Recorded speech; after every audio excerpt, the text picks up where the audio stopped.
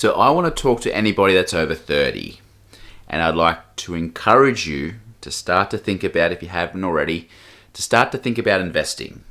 Maybe you think you're a little bit too old to invest. Maybe you think it's a little bit too complex to invest. Maybe you don't even know why you should invest.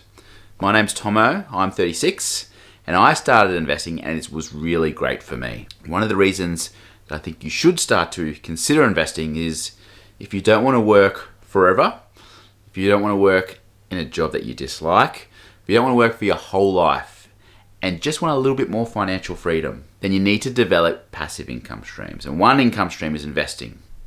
So I'm going to share with you my story. I'm going to talk about maybe some of the blockers or maybe some of the hesitations that you have to start investing and how I overcame those when I started investing. So my story, I was a typical young person in their 20s, would work, get my money, have fun with my money, go out with friends, holidays, dinner, partying, all those sorts of things. And so I was always used to see my money go one way, in and then straight out. Probably was a little bit better at saving and had some savings, but I didn't have the concept of building wealth or building passive income streams. And then one day I was with my mates, and I love my mates dearly. My mates love the pokies, absolutely love the pokies. Now, if you do have a gambling problem, make sure you seek assistance. I'll leave a link in the description for some gambling assistant lines. But they do it for fun. They like to have a gamble for fun. And I remember being with them on one occasion in a bar, in a pub, somewhere like that, and walking through and just seeing all the people feeding the pokies. The odds are against you. You just need to Google it on the internet. The odds are against you with the pokies, but yet people kept feeding them. But at that point something clicked, and I thought, instead of feeding the pokies and doing these things, how could I own these pokies? How could I own the thing that people want to use? Now, you can't buy pokies. My mind shifted from using my money to have fun, to be a consumer, to how could I invest my money to be the recipient of other consumers. It was a total mind shift for me. And so then I did a bit of research, read a lot of books, and opened my first investment account. I'll leave a link in the description. I've got a separate video if you're looking to understand how to open an investment account. I did that, bought my first share. You beauty, I'm in the game. I'm finally an investor. Money, for my whole life, money was just coming in, going out. But now I've put my money, hopefully, in something that will produce me a return. Very good feeling. And the first dividend rolled in. Still didn't really understand too much about shares at that time, how much dividends were, franking percentages, dividend yields, those sorts of things. My first dividend rolled in, and it was a whopping $22. What can you do 22 bucks? Absolutely nothing. But I remember the feeling of that hitting my bank account. I had sent my money out into the world. I like to use metaphors, so I like to think of my money as sending my money out as little soldiers out working for me, and I had received a return on my investment. Now, I think at that stage, people get really disheartened. $22 is still quite a reasonable dividend when you're a beginner investor, but some of my dividends are like 60 cents. They're really, really small. So at that point, I think that could be a real deterrent for people to investing. I'm never going to make any money off this. I'm never going to make any money off this. That kind of thinking. And so while at the start, my dividend was really, really low, I kept reinvesting my dividends. I kept buying more shares. I kept building my pot or building my army of soldiers that could go out and get more money for me. And now my annual dividend is $600. Now, that's not life-changing money. That's certainly not even rich or anything like that. But that's a big jump from $20 to $600 in a very short space of time. And that's when I thought to myself, keep going. Keep reinvesting your dividends, keep buying stocks, and keep your wealth growing. If you have started your investment journey and you feel like you're stuck in the mud, you can't get anywhere, Charlie Munger has a great saying, you've got to get to your first $100,000. The reason you have to get to your first $100,000 worth of shares is because it sucks. It's hard. It's a really, really hard road. There's a graph. I'll put it up on the screen. Your first 100K will normally take you around 7 years. Take you a long time to produce that. One common analogy in investing is a snowball rolling down a hill.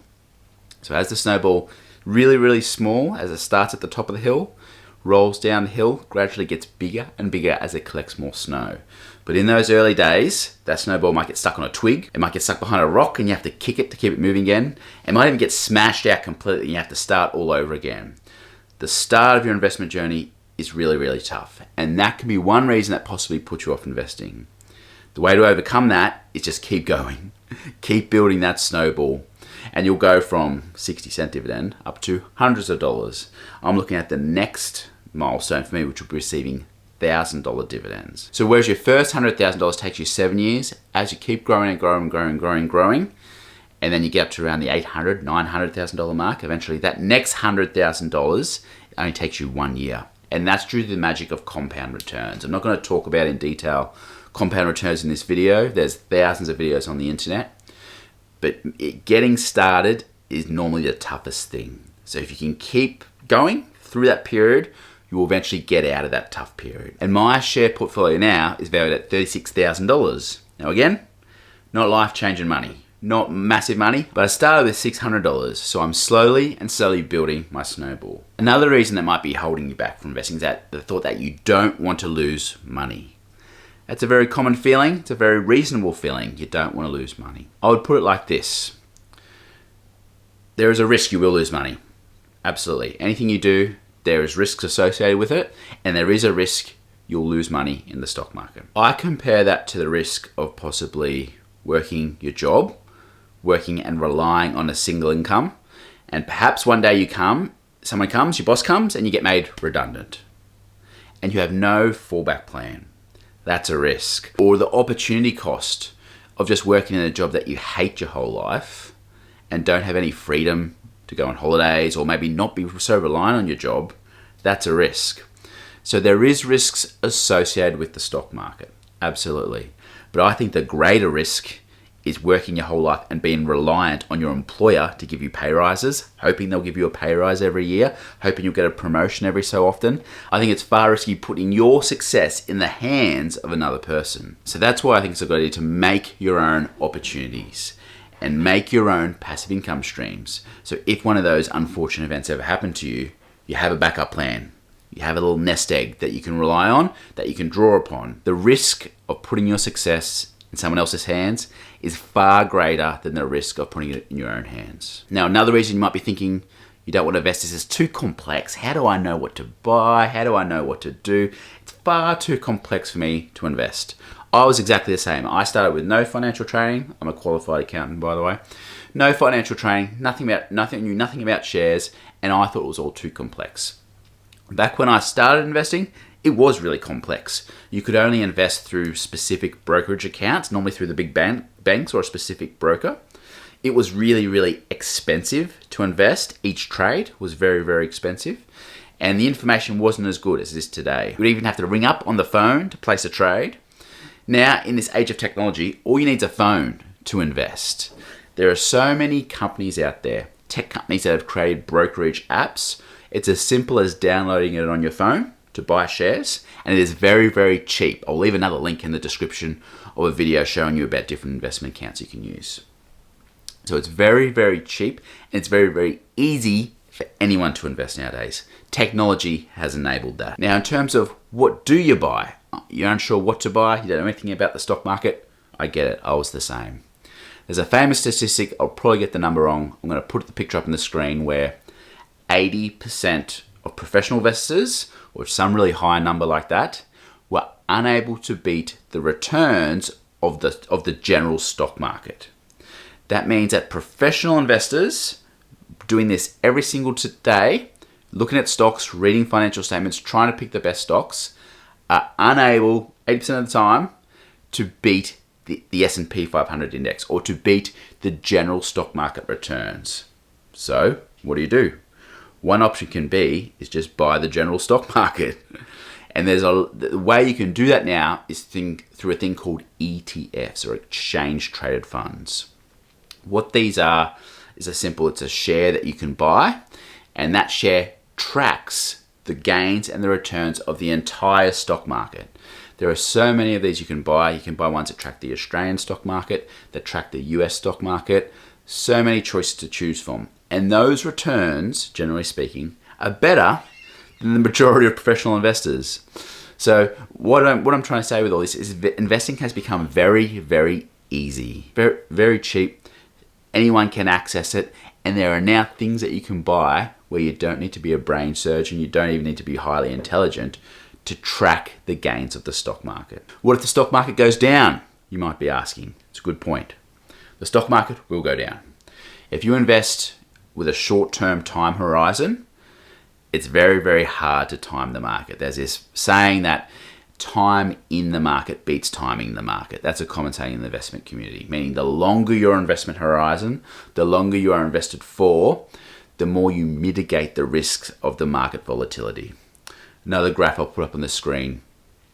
Over the last 100 years, thereabouts, the market has gone in an upward trend. There has been down spikes, but it has overall gone in an upward trend. And that includes periods of World War, of famine, of COVID, of viruses, those sorts of things. So despite all those things happening, the market has gone in an upward trend. So it will go down. There will be instances when the market goes down. One of the ways you can mitigate that is invest with a long-term time horizon. Now you might be thinking, it's too late for me to invest. I should have started when I was younger. And if I could have given any advice to my younger self, it would have been start when you're younger. More time in the market means more money you can put into your shares, build your wealth, build that snowball faster. But even if you're 30, based on historical returns, if you invested $1,000 in 1993 and kept reinvesting any dividends you received and contributed extra, if you were able to do $500 a month, so a bit over $100 a week, after 30 years, you would end up with $775,000. Able to only contribute an extra $200 a month, you would end up with $300,000, and $100 a month, you'd end up with $14,000 based on historical returns. I'll put a graph up on the screen. So what I'm trying to say with all that is, if you're 30, 30 years till you're 60, till you're closer to retirement age, you have superannuation. That's a good investment vehicle. We'll talk about that separately. But why not build up another investment vehicle that pays you dividends, pays you passive income, and could end up at $700,000 by the time you retire? It's not too late for you. It's never too late to start investing. One thing that I think people always want to get rich quick. The latest fad, the latest side hustle. How do we get rich quick? It's very, very hard to get rich quick. It's actually not very hard to get rich slowly.